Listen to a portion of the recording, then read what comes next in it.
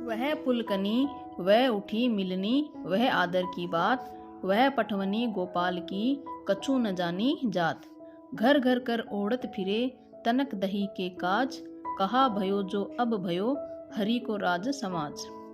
हों आवत नाही हुतो वाही पठियो ठेली, अब कहियो समझाए के बहुधन धरो सकेली। पहले हम इस पद के बारे में बता देते हैं कि इसमें जब श्री कृष्ण ने सुदामा जी श्री कृष्ण से मिलने जाते हैं तो श्री कृष्ण जी उनका बहुत आदर करते हैं, उनको बहुत सम्मान देते हैं और उनके जो महल में उनको जो रखते हैं तो बहुत ही आदर सम्मान के साथ रखते हैं। और जब उनको विदा करते हैं तो उन्हें कुछ भी नहीं देते हैं, लेकिन कृष्ण जी अंतर्यामी हैं, उन्होंने उनको कुछ नहीं दिया, लेकिन अपने कार से उनका जो गांव था, उनका जो घर था, उसको महल में परिवर्तित कर दिया। उनके पत्नी और पुत्रों को आभूषण और नए नए वस्त्र पहना दिया, यानी उनको धन संपदा से एकदम परिपूर्ण कर दिया। लेकिन उसका सुदामा जी को ज्ञात नहीं है। लेकिन सुदामा जी जब विदा होते हैं और श्री कृष्ण जी उनको कुछ नहीं देते हैं तो वो रास्ते में यही सोच विचार करते हुए जाते हैं। तो यही कुछ इस पद में बताया गया है। तो पहले हम इसके प्रसंग करेंगे। प्रसंग सह प्रसंग व्याख्या है तो प्रसंग करेंगे। तो प्रसंग में हम लिखेंगे कि प्रस्तुत पद नरोत्तम दास जी द्वारा लिखित सुदामा चरित पाठ से लिया गया है। और इसमें जब सुदामा जी श्री कृष्ण से विदा होते हैं तो श्री कृष्ण के व्यवहार के बारे में सोचते हुए वो जा रहे हैं और उसी का वर्णन है।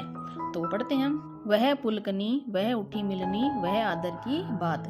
तो पुलकनी का अर्थ है प्रसन्नता, मिलनी मिलना, ठीक है। और तो सुदामा जी सोचते हैं रास्ते में जब जाते हैं विदा से, द्वारिका से नगरी से विदा लेते हैं तो श्री कृष्ण जी उन्हें उनके साथ कुछ भी नहीं भेजते हैं। तो वो इसी सोच विचार करते हुए जाते हैं कि मैं किस आस से, किस उम्मीद से मैं श्री कृष्ण जी के पास, अपने मित्र के पास आया था, परंतु सखा ने मेरा आदर तो बहुत किया, मुझे वो सम्मान दिया, लेकिन मुझे सहायता में कुछ नहीं दिया। तो वही कहते हैं वह पुलकनी। सुदामा जी सोचने लगते हैं कि श्री कृष्ण का इस प्रकार आदर पूर्वक सिंहासन से उठकर वह उठी मिलनी, अपने सिंहासन से उठकर मेरे पास आना और प्रेम से मुझे गले लगाना, वह आदर की बात, और सम्मान पूर्वक सिंहासन पर बिठाकर मेरे पैर धोना, ये सब कुछ कितना अच्छा था, बहुत अच्छा था। उन्होंने मुझे बहुत सम्मान दिया, उठकर मुझसे मिलने आए, अपनी प्रसन्नता दिखाई, बहुत अच्छी बात है।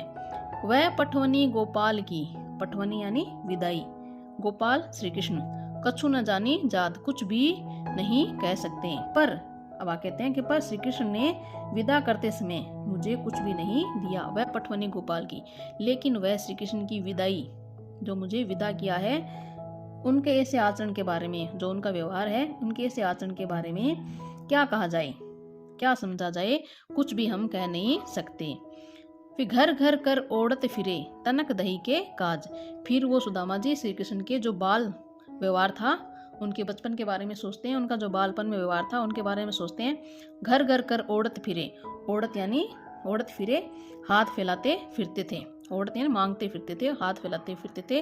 तनक दही के काज, तनक यानी थोड़े से, दही के काज, दही के कार्य कारण। फिर सुदामा जी सोचते हैं कि ये तो वही श्री कृष्ण है, वही श्री कृष्ण है जो थोड़े से दही के कारण, थोड़े से दही के लिए घर घर कर ओढ़त फिरे, कि घर घर मांगते फिरते थे थोड़े से दही के कारण, ये वही तो श्री कृष्ण है।